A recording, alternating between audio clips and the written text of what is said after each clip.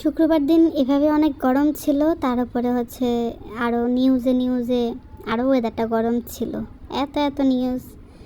এক হচ্ছে যে রাফসানদার ছোটো ভাইয়ের বাবার ঋণ খেলাপির নিউজ, তারপর হচ্ছে যে মামুন যে লায়লাকে ছেড়ে চলে গেছে, লায়লা আর আসবে না সেটার নিউজ, মিম আর নাজিম হচ্ছে তানিশাকে বিয়ে করছে সেটা হচ্ছে নিউজ, বর্ষা হোক বিয়ে করছে, আরে এত এত নিউজ, মানে কোনটা শুনেছে কোনটা শুনবো সেটাই বুঝতে পারতেছি না। তো রাফসানদার ছোটো ভাই সে নাকি জানতো না তার বাবা এত টাকা লোন নিচ্ছে, অথবা অ্যামাউন্টটা নাকি জানতো না যে এত টাকার অ্যামাউন্ট। জানি না কোনটা সত্য কোনটা মিথ্যা।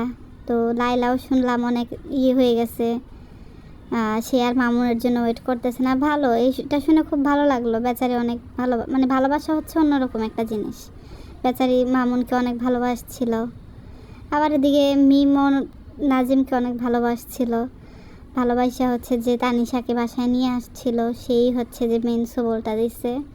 তো আপনাদের কাছে একটাই রিকোয়েস্ট, আপনারা হচ্ছে বন্ধু বান্ধব বাসায় আনবেন না, বাসায় আনলে নিজেকেই খেতে হবে। আর একটা হচ্ছে যে যে গায়ক আর মডেল অথবা ব্র্যান্ড প্রমোশনাল যেগুলা, সেগুলা হচ্ছে বর্ষা চৌধুরী, উনি নাকি বিয়ে করছে।